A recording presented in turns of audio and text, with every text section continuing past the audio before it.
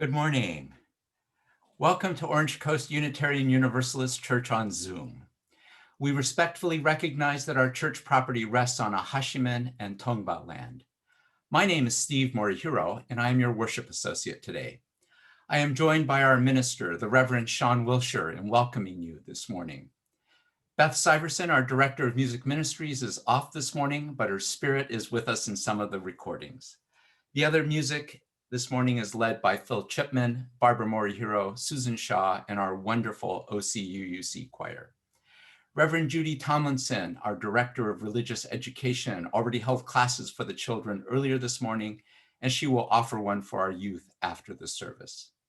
I would like to invite you to open the chat box, and if you haven't done so already, send out a greeting to everybody. We'll be turning the chat off during the sermon portion of the service so as not to distract, but we'll turn it back on later in the service. As Unitarian Universalists, we have many different beliefs, but we are one loving community. We are bound together not by a common set of rules or beliefs, but rather a covenant. A covenant is simply a promise that whatever our beliefs, we accept one another and encourage each other in spiritual growth. We affirm that all life has inherent value and that all existence is interconnected.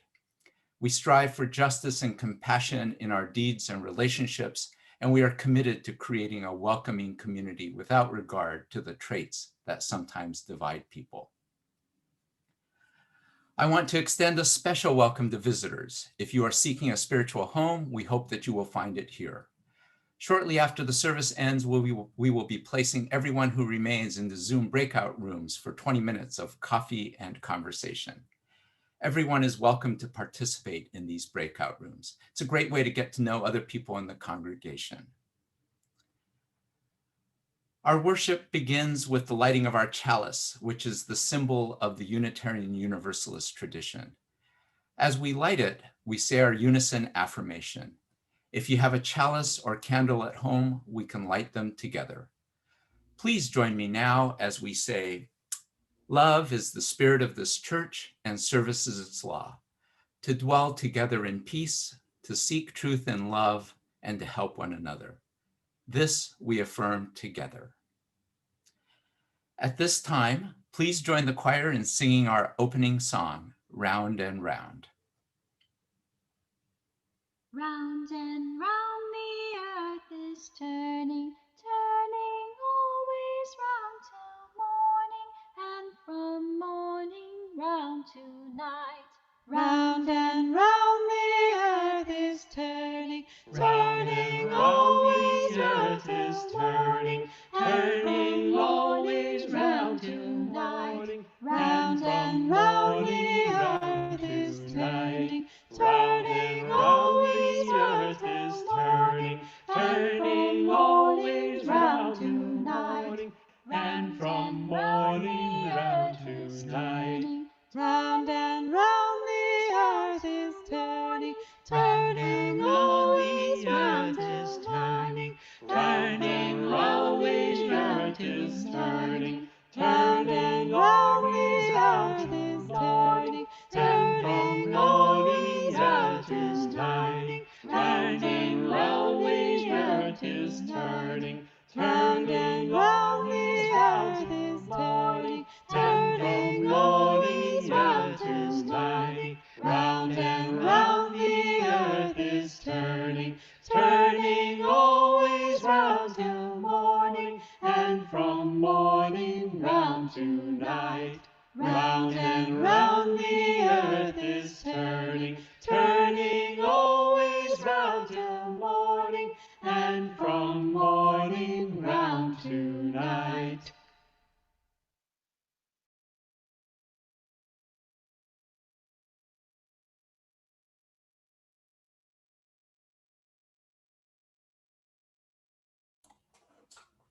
For the joyful, may jubilant songs echo in our hearts well beyond fading memories.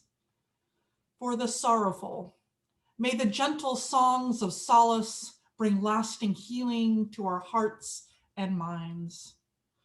For the angry, may we join our voices together in songs of protest and hope.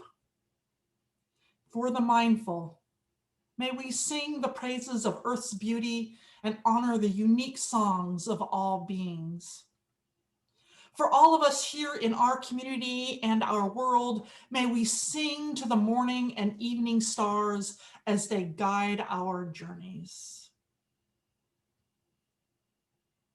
Though my soul may set in darkness, it will rise in perfect light. I have loved the stars too fondly to be fearful of the night, fearful of the night. Though my soul may set in darkness, though my soul may set in darkness, it will rise as perfect light. Though my soul may set in darkness, it will rise in perfect light. To be loved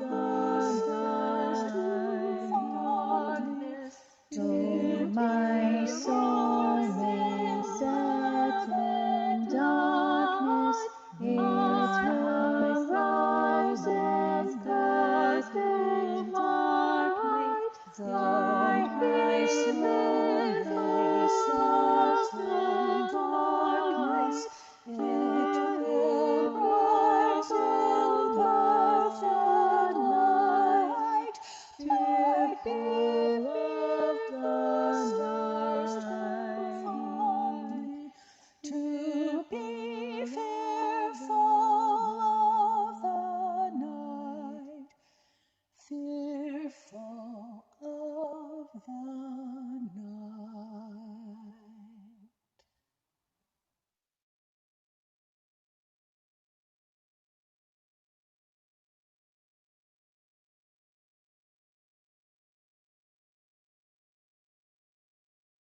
The Invisible String, written by Patrice Karst and illustrated by Joanne Lou Vrithoff.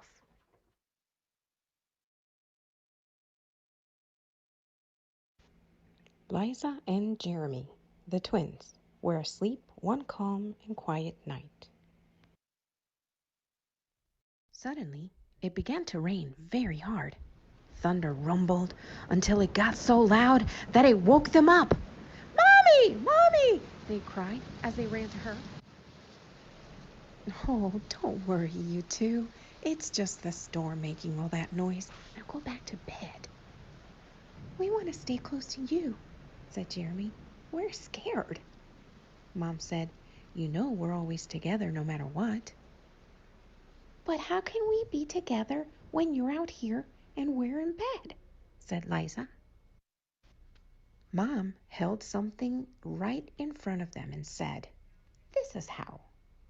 Rubbing their sleepy eyes, the twins came closer to see what Mom was holding. "I was about your age when my mommy first told me about the invisible string." "I don't see a string," said Jeremy. "You don't need to see the invisible string. People who love each other are always connected by a very special string made of love." "But if you can't see it, how do you know it's there?" asked Liza. "Even though you can't see it with your eyes, you can feel it with your heart and know that you are always connected to everyone you love. When you're at school and you miss me, your love travels all the way along the string until I feel it tug on my heart. And when you tug it right back, we feel it in our hearts," said Jeremy. "Does Jasper the cat have an invisible string?" asked Liza. "Sure does," said Mom. "And best friends, like me and Lucy?" asked Liza. "Best friends too." "Well, how far can the string reach?" Anywhere and everywhere, Mom said. Would it reach me even if I were a submarine captain deep in the ocean? Asked Jeremy. Yes, Mom said, even there. Or a mountain climber? Even there. A dancer in France? Even there. A jungle explorer? Even there. How about an astronaut out in space? Yes, even there.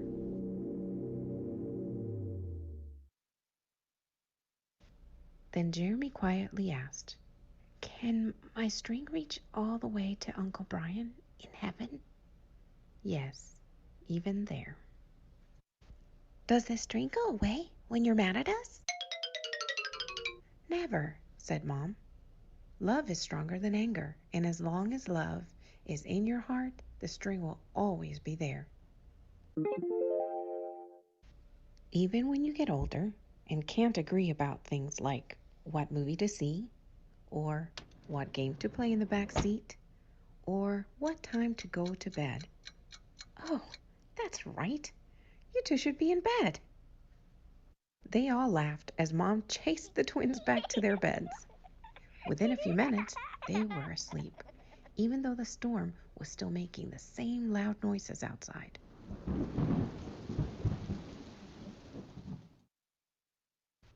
As they slept, they started dreaming of all the invisible strings they have, and all the strings their friends have, and their friends have, and their friends have, until everyone in the world was connected by invisible strings. And from deep inside, they now could clearly see no one is ever alone.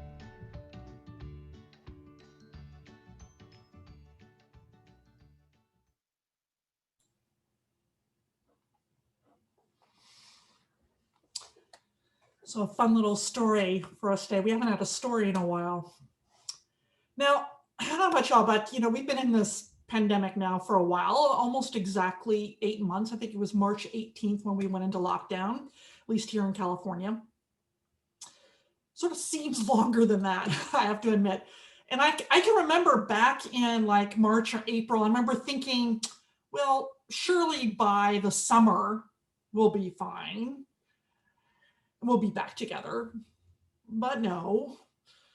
And then I remember thinking by June, well, surely by the fall, we'll be thinking about getting back together. Maybe the end of the year, we'll be back together.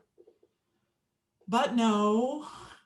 And then this fall, when I came back from my sabbatical, I sort of gave into the inevitable and just thought, well, now it's looking like next fall, over a year. But no.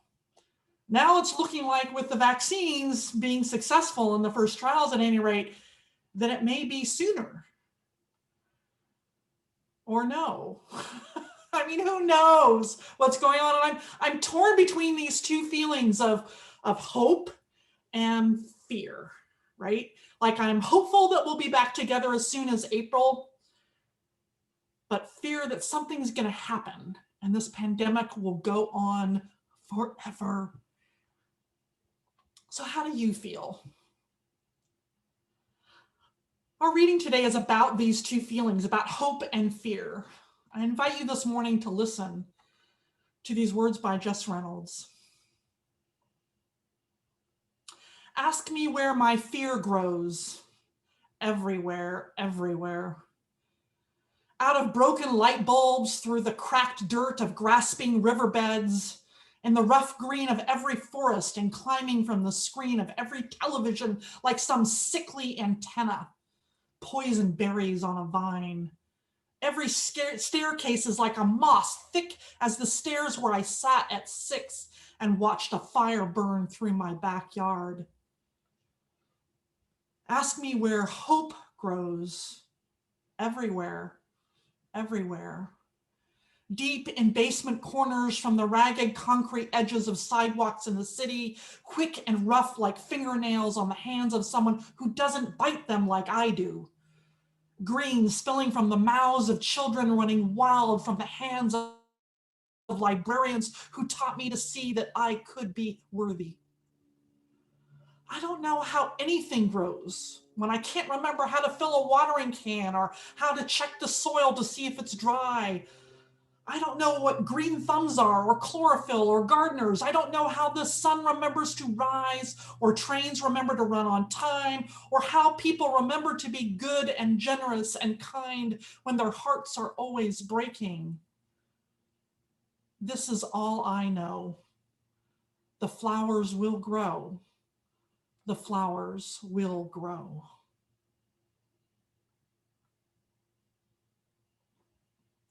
So this morning, in just a time of quiet contemplation, I just invite you to soften your eyes and maybe take a few deep breaths.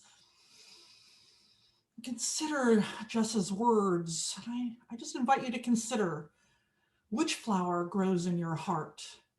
Is it hope or is it fear?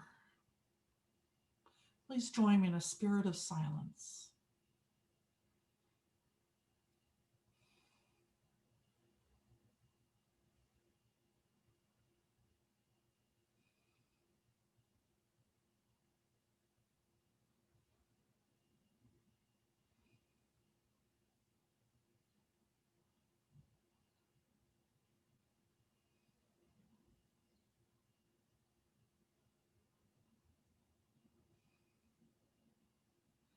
This is all I know.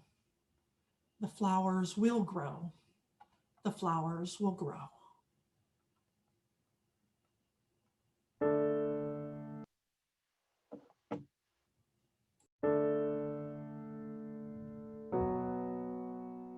I know this rose will open. I know my fear will burn away. I know my soul will unfurl its wings. I know this rose will open. I know this rose will open. I know my fear will burn away. I know my soul will unfurl its wings. I know this rose will open. I know this rose will open. I know my fear will burn away. I know my soul will unfurl its wings. I know this rose will open.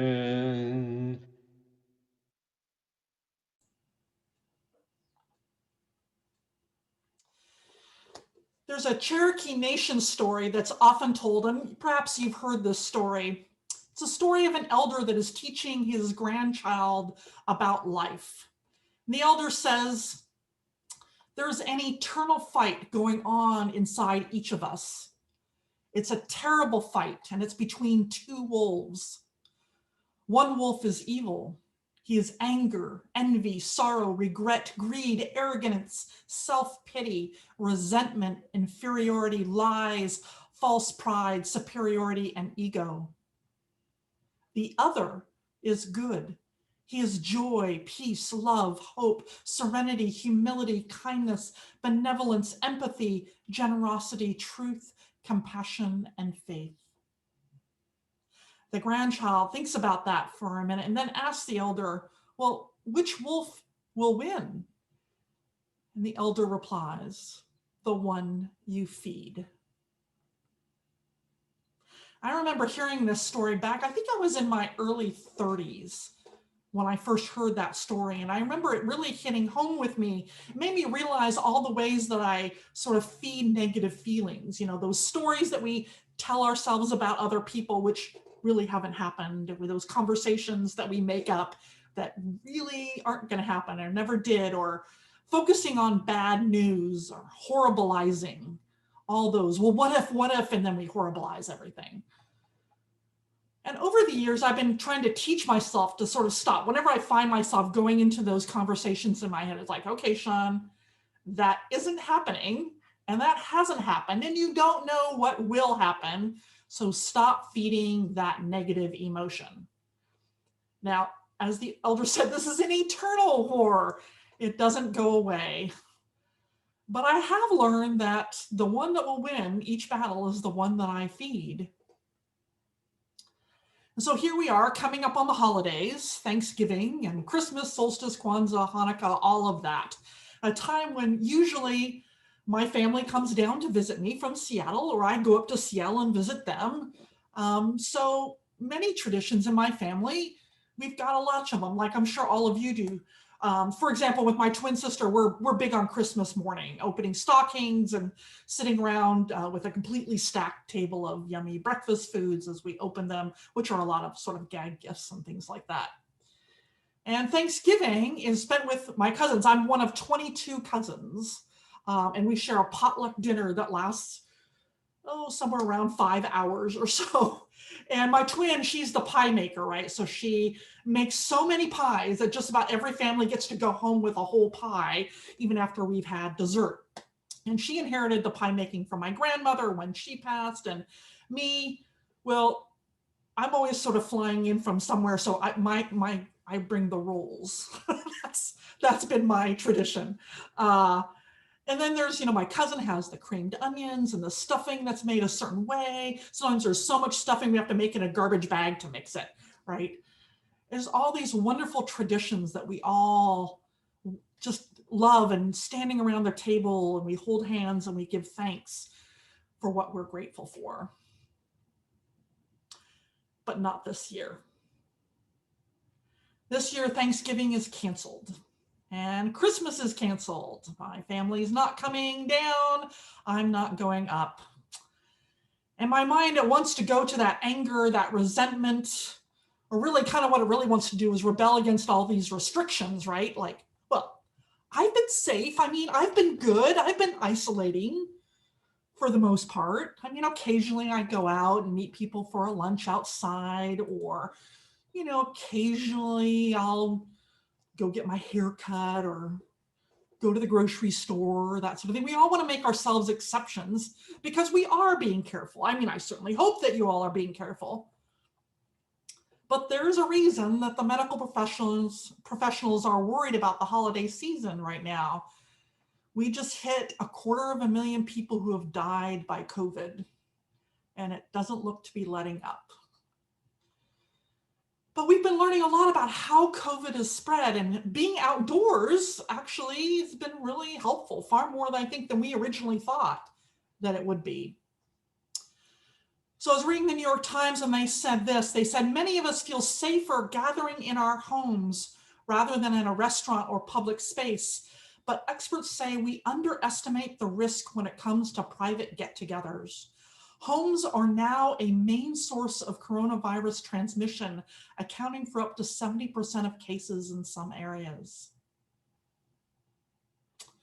And this is because homes are basically poorly ventilated. Most office buildings and hospitals and restaurants have a much better ventilation system. Most recycle the air with the inside air with the outside air about 5 to 6 times per hour.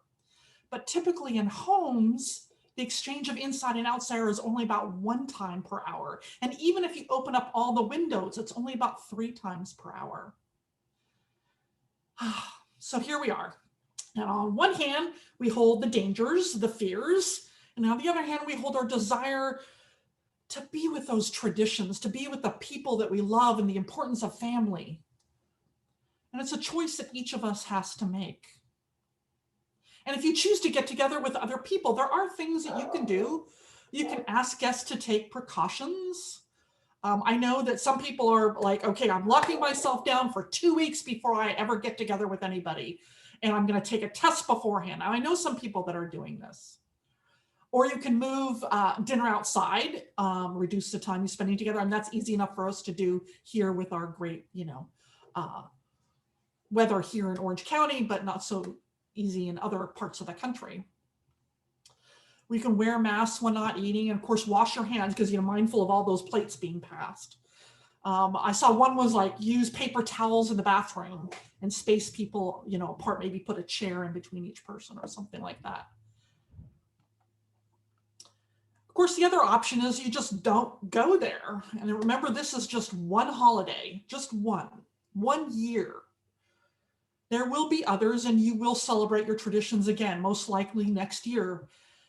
And giving up on 1 year's worth of traditions does not mean you're giving up on all of them altogether. Life does go on. Round and round the earth is turning, right? And all things change. And so too can our traditions. For example, my cousins and I are getting together over Zoom this year on the Friday after Thanksgiving. My twin, the pie maker, is still making pies for her family, but is also going to make one and deliver it to each of my cousins' households, which I think is really sweet.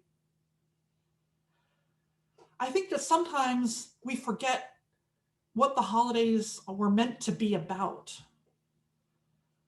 So I'd like you to take some time this morning to think about that for a moment, right? What is the common thread, the common theme that these holidays are here to remind us of?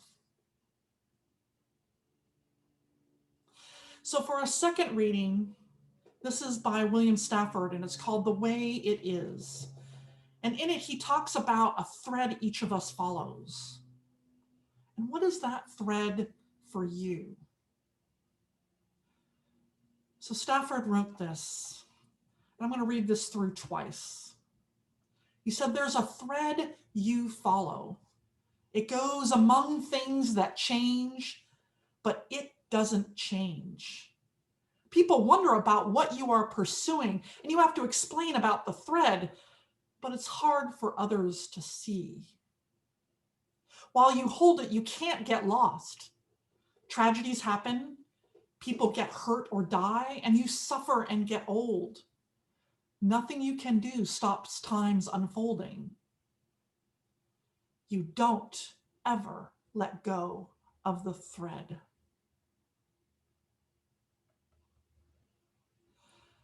I'm going to reread that. There's a thread you follow. It goes among things that change, but it doesn't change.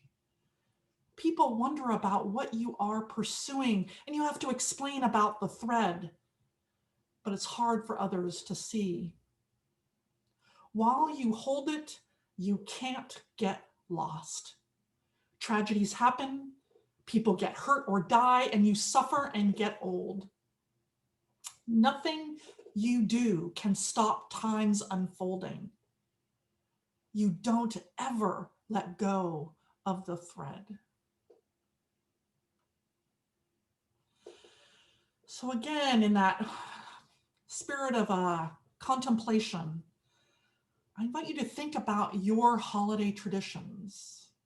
Whether or not you believe in Thanksgiving, Christmas, solstice, Hanukkah, Kwanzaa, whatever it is, what ultimately is the thread that these holidays are asking you to follow? Please join me in a spirit of silence.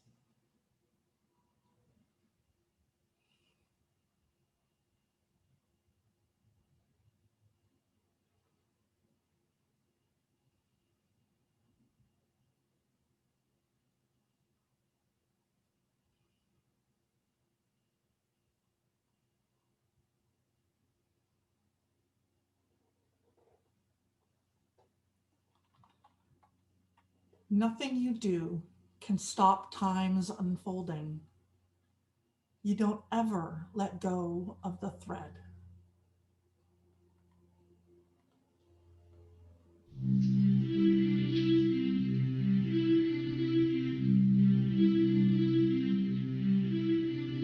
There is a love holding me. There is a love holding all that I love. There is a love holding me.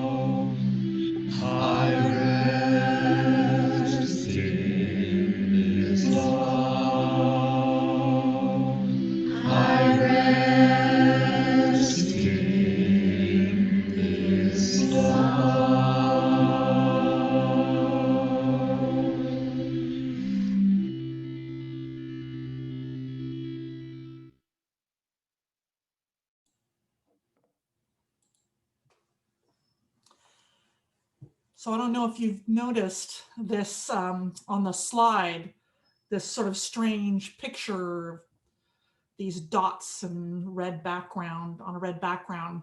This is actually a painting that hangs in my living room. I bought it when I was living in Australia. It's made by an Aboriginal artist there. It's called Women's Dreaming. And I remember when I was going through the gallery and this painting really resonated with me. Each of these dots in these long lines represent the connections created across generations to all peoples. And this is a theme in Aboriginal art, that we're all connected across time and distance.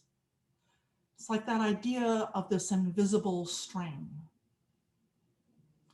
And I think that sometimes we get so caught up in thinking about the details of our traditions that we forget the spirit of them.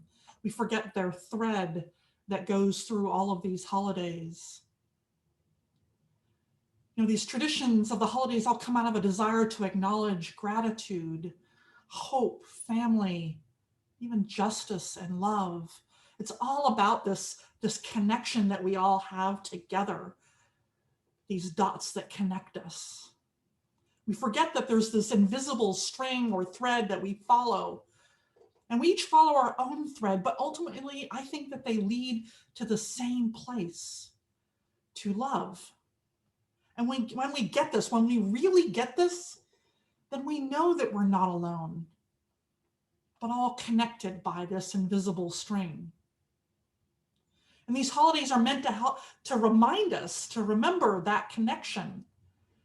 And whether it's Thanksgiving that reminds us to be grateful for not just all that we have, but for all those who are in our lives as well. Or Christmas and solstice and Hanukkah, which all seem to be reminders about hope, to know that we're held in a love greater than we can ever know. And Kwanzaa, which is all about being part of a greater community, about being bound together in unity by love and for a greater good. Throughout all of these holidays is that thread of love. I want to point out that it's okay to grieve our losses this year. It's been a tough year. And it's going to be especially hard for those who have lost loved ones.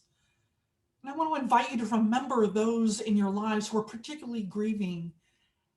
Take a moment to reach out to them, to connect with them, and remind them that they are held in a love greater than we could ever imagine. But we can also choose to focus not on what was, but maybe what will be. We can choose to focus on not on what we don't have, but what we do have. We can choose resentment for all the restrictions or gratitude for all those who have made some incredible sacrifices. We get to choose who we will be. And will we choose fear or do we choose hope? Well, it's an eternal war, but each battle is won by whichever one that you feed. I do want to point out, though, that if you have children who may not understand why they can't see their grandparents or cousins and all that sort of thing, you want to let them know that according to Dr. Fauci, the top US infectious disease expert in our nation, that Santa Claus is still coming to town. He's just spreading joy, not the virus. So I invite you this holiday season to remember that love is at the core of who we are. It's our invisible thread. So take care of yourself and your loved ones this year. And if you hang with your family, do it safely. If you decide not to, I invite you to find other ways to remind them of that invisible string that connects us all. I like to think that that invisible string, it like hums, it has a vibration like a song, like a far off hymn that echoes in our souls and tells us that we are on the right path. So if that's true, then how could we keep from singing? Let us sing.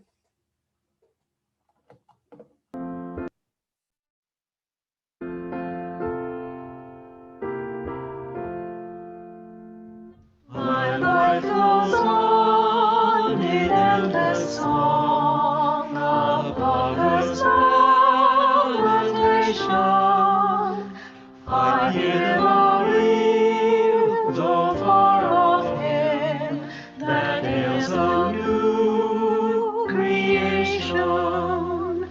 Through all the tumult and the strife, I hear the music ringing. It sounds an echo in my soul. How can I keep from singing? What though the tempest round me roars? I know the truth it liveth.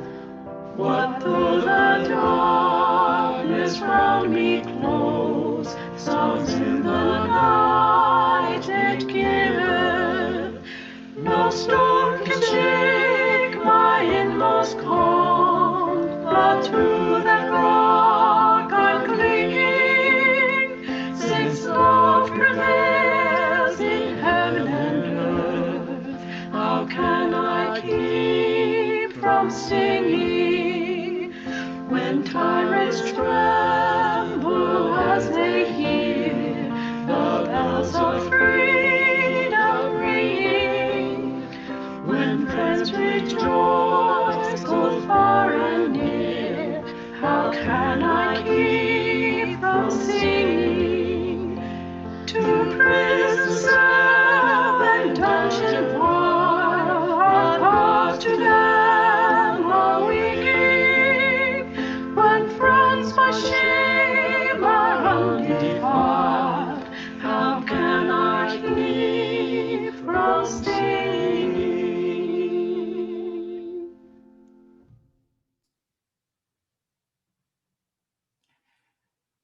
Unitarian Universalist congregations are fully self-supporting, meaning that members and friends raise all funds for the operating budget, ministries, and programs of the church. We are ever grateful for your gifts of time, treasure, and talent. OCUUC amplifies that spirit of generosity by sharing one half of the plate we receive with an organization that shares our values. Throughout the month of November, we have been supporting Stand Up for Kids. Information about this organization is on the screen. Their mission statement is ending the cycle of youth homelessness. We do this in cities across America, one youth at a time. Their vision is we strive to build communities where all youth know care, feel loved, and have a support system to help them move quickly from surviving to thriving. There are 3 ways in which you can give online. The first is through our website, www.ocuuc.org. The second, through an app called Give. You can download it from the App Store for your smartphone, and once you've set it up, you can use it for any of your online giving, including your pledge. The third method is by texting 714-942-1131. Simply text to that number and in the message, type the amount. As always, thank you for your generosity as the offering is given and received.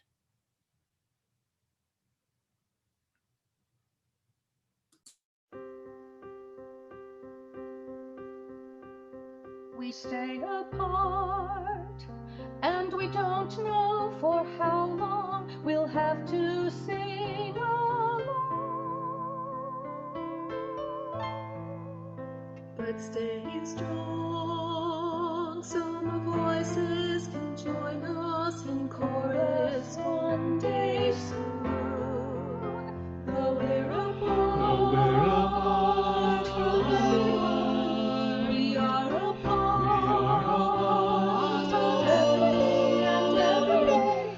Everyone in different ways and places is facing this difficult day. So don't lose heart. Let's make a start. Let's make our art. We're here to stay. We're here to stay. We'll play our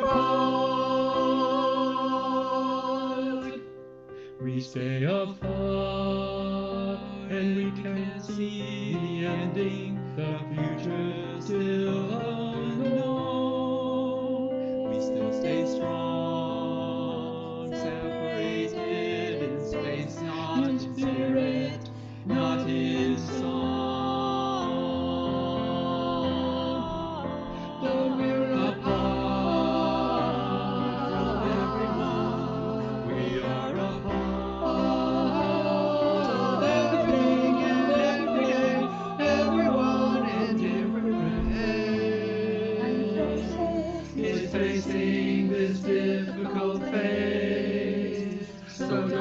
lose heart. Let's make a start. Let's make our art. We're here to stay. We're here to stay. We'll play our part.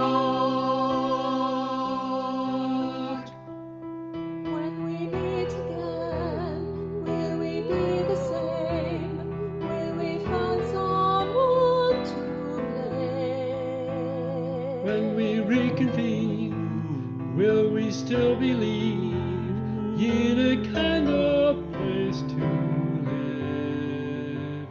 Can we make it right? Can we make it better? When we reunite, can we remember, though we're apart,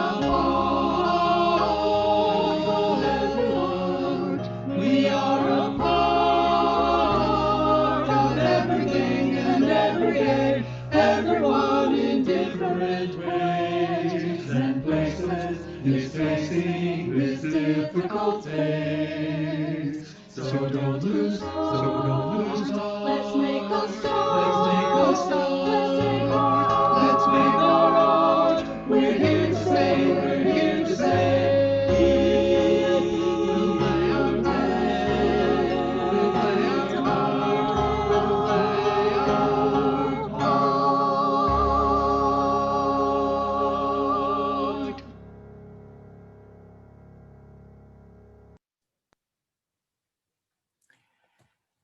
Please join in singing We Gather Together, a song that puts our intentions into words and expresses our gratitude for the many gifts we share. We gather together, we gather as one, for peace, love, and justice for everyone. We give from our hearts to show that we care. We can change lives with what we share.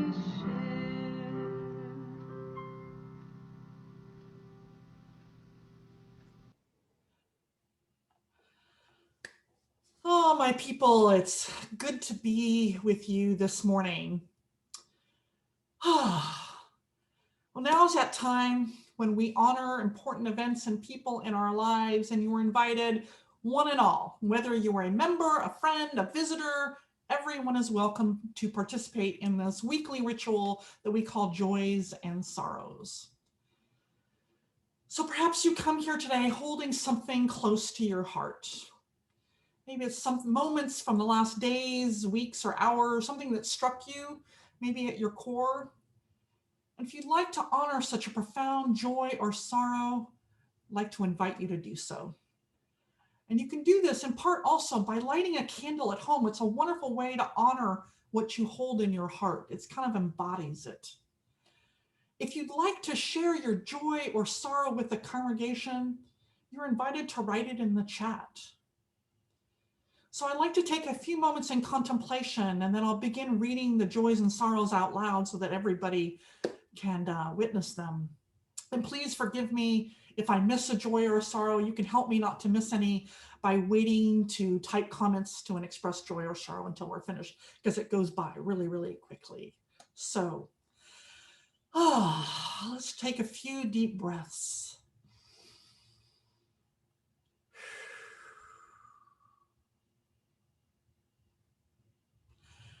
Ralph Haller sent me some, so he's expressing a lot of gratitude right now. He wants to express some gratitude. He's joyful and thankful for Linda Clough for editing the Reach so well. And he gives thanks to Andres Trevino for his work on The Blast. And thanks to Beth Syverson for creating and coordinating such a moving trans memorial service on Friday evening. If you missed that, it was beautiful. I invite you to go listen to that. It's, I believe, on our Facebook page and YouTube channel. We have some people writing in. So Karen Kennedy says that her beloved cousins in Minnesota both have COVID. Oh dear. But she says, luckily they're recovering at home, and hopefully that remains the same. Linda Clough sent me a message that she holds in her heart. she and her husband, that one of their granddaughters who's also recovering from COVID-19 and another granddaughter who's recovering from a miscarriage. Oh, we hold them in our hearts. And she also expresses the joy that today is one of her son's 57th birthday. Oh, we hold that a lot, both our sorrows and our joys. And Sarah Hunter holds that it's the anniversary of John Kennedy's death, who was a man of great courage. He was. Oh. And Eric and Joelle Kilshore, along with Jacques Kilshore, they want to let people know that Elizabeth had an emergency dental appointment on Saturday due to pain and has a root canal scheduled for Tuesday. We hope that is a quick recovery and that she's out of pain right now. And Meg Wilson is sending healing thoughts and hugs to Shirley Thorne, who's with us today, who has a broken clavicle, which is very painful. And yeah, it's really sad that we can't go visit Shirley right now. So we're sending you virtual healing hugs, Shirley. And Joel says he has a joy that his brother-in-law Kevin's Social Security came through. That's really good to hear. And Peggy has a joy that we gather here each week. Amen. I'm right there with you. And Jan Roven wrote to me, she said that she's sad to hear that a few weeks ago that James Randi, who's better known as the Amazing Randi, passed away. He was 92 years old. And she says most people who are a little bit older probably were familiar with him. He was known as one of the country's foremost skeptics. He was also a magician, an entertainer, a debunker, an atheist, and a genius. And he was a hero of Jan's. She says he was amazing.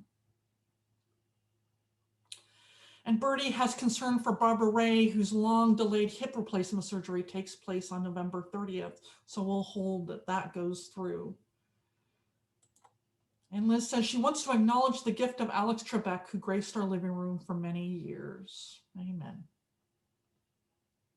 And Kathy Kennedy says she has a joy to have made it to our beautiful new home in Pennsylvania and to finally Zoom in with you all. Thank you, choir, she says. I'm so glad you're here with us, Kathy. That's just wonderful.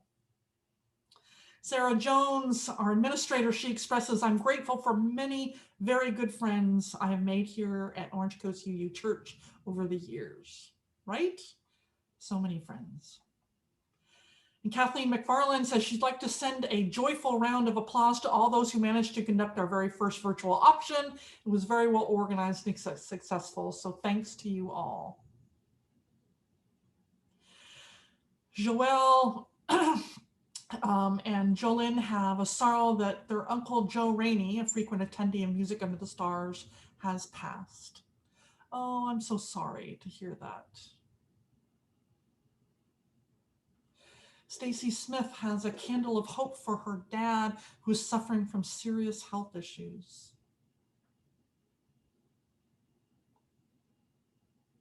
And I know Deborah Quam says she's thankful to Tom Lockery and all the auction committee members for initiating and running the online fall auction. It was great fun and successful.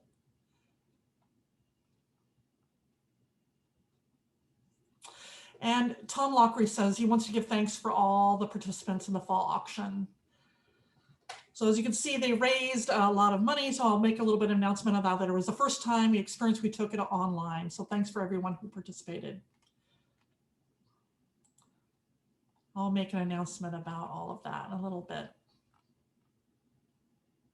So let's hold and love all the joys and celebrations and all the hurts and sadness, both spoken and silent. Let our joys remind us to be thankful, our concerns remind us to hope, and our sorrows remind us to connect. Let all these moments remind us that we're not alone. I invite you to join me in a spirit of prayer. May we live with greater compassion and care for ourselves, others, and creation. May we touch each other more deeply, hear each other more clearly, and see each other's joys and sorrows as our own. May we strive to be and become more than we are, more loving, more forgiving, more kind, more honest, more open, more connected, more whole. May we heal and be healed. And may we face the uncertainties and tragedies of life with hope, faith, and courage, knowing that life is good and that we are not alone. Amen. Let us join together as we extinguish the flame of our chalice and say, we extinguish our chalice, but not the light of truth, the warmth of community, or the fire of commitment. These we carry in our hearts until we are together again. We are a congregation made up of people who all believe differently. And yet, when we gather together, virtually or otherwise, we make up one loving community. We need not think alike to love alike. If you are a guest, a visitor, or someone who hasn't yet been known to us, I invite you to become part of this beloved community, if even just for today. We encourage you to write in the chat your name and where you are from. If you'd like to know more about our church, please see our church website for ways you can get involved. And sign up for our weekly email called The Blast at blast@ocuuc.org. If you would like to know more about membership, please contact us at membership@ocuuc.org. And for information about programming for children and youth, contact Rev. Judy at ocuuc.org. Our community is enriched by its visitors, guests, and friends, and we hope that you find a spiritual home here. We want everyone to feel a part of this beloved community, so please reach out and we will help you to get connected. After the benediction, we will have a short period where everyone can wave and say hello. Those who remain will be placed in the Zoom breakout groups for 20 minutes. We invite you to check in and get to know the people in your group and welcome any visitors. So, and of course, there's announcements. I want to remind everyone, particularly during these holidays when things are tough, to remember those who don't have as much as maybe some of us do. And there's all these different ways under the special events. You can see different ways of giving. We've still got our Thanksgiving collection. It's actually going to go through November 29th. There are bins at our church. We've got a Christmas gift that we can do for sharing ourselves and sort of like a giving tree we normally have every year, run by Judith Stamper. And of course, Stand Up for Kids, you can adopt a youth. So I really want to encourage you to think about some of the ways that maybe you can give to those who don't have so much this year. The other thing I want to let you know is I'm going to be out of the office next week. I'm taking some time for rest and relaxation. But if there's obviously, I'm around, I'm not going anywhere. So if you do have a pastoral emergency, I am obviously here. And of course, our wonderful pastoral care associates are there and around as well. And then the last thing I want to point out, we always have every Sunday, we have wonderful things going on at our church after our breakout rooms and everything like that. You can see transgender inclusion in congregations. There's a women's circle, that sort of thing. But also we sometimes forget that like there's stuff sometimes in the evening. And this evening we've got this wonderful Thanksgiving interfaith music celebration that Beth has put together. And it's absolutely fabulous. It's interfaith, people from all different religions are coming together to celebrate Thanksgiving. If you've never been, this is a great time to actually encounter it online. And there is a different link from this. So it's not the same one that we use for our worship. And the link is in the blast that's sent out every week. I believe it's also on our website and Facebook. So you should be able to find it, no problem. But just remember that it is a different link. So let us join together in singing our benediction.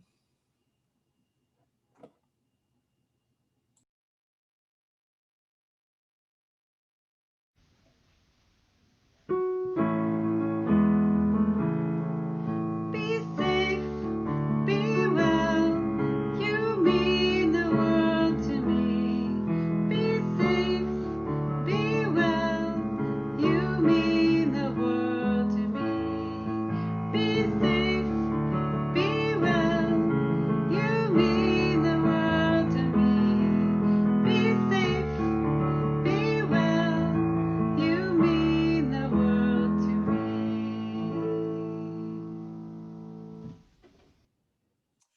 you all have a safe, yummy, and joyful Thanksgiving.